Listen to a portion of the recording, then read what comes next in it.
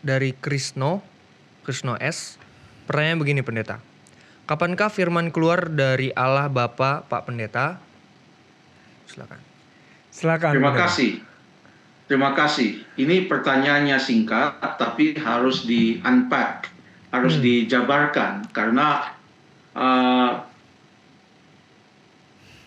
pertanyaan ini mempunyai suatu asumsi bahwa firman itu ada di dalam Bapa. Jadi karena firman itu ada di dalam Bapa, yang ditanyakan kapankah firman itu keluar.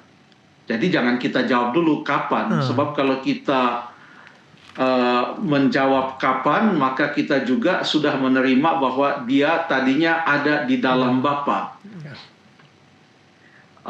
Jadi pertanyaan ini adalah mungkin apakah firman itu sebelum ia menjadi manusia?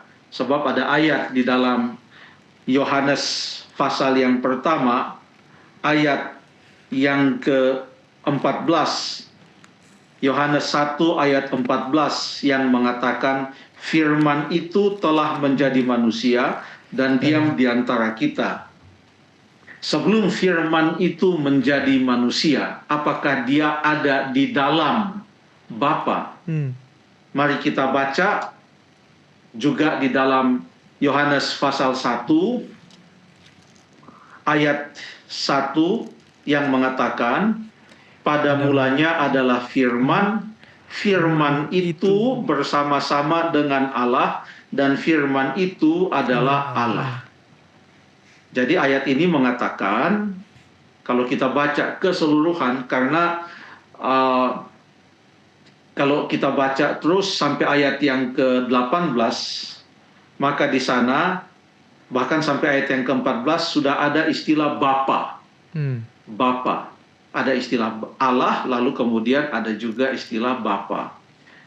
Baca konteksnya, maka Yohanes 1 ayat 1 ini dengan kata lain mengatakan pada mulanya adalah firman, firman itu bersama-sama dengan Bapa yang adalah Allah, dan firman itu juga adalah Allah.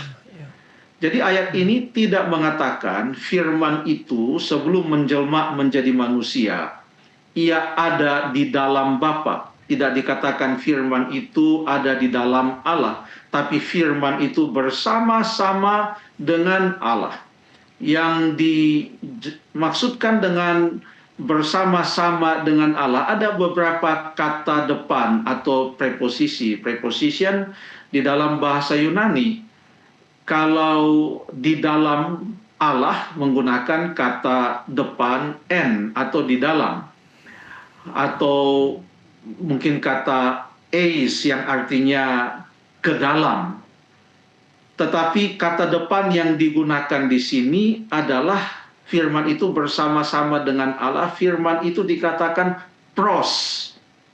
Pros, lalu kemudian kata Allah tonteon.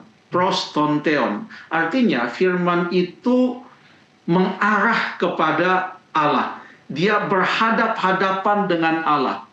Ia memandang Allah. Artinya firman itu tidak ada di dalam Bapa, tetapi firman itu bersama-sama bersanding dengan Bapa. Itu yang dimaksudkan oleh ayat tadi. Lalu kalau begitu pertanyaannya kita ubah sedikit. Kapankah firman itu menjelma menjadi manusia? Ya, jawabannya juga ada di dalam Alkitab. Baca ceritanya dalam Lukas pasal 1. Lalu kemudian di sana dijelaskan bagaimana Maria itu mengandung oleh karena kuasa Roh Kudus.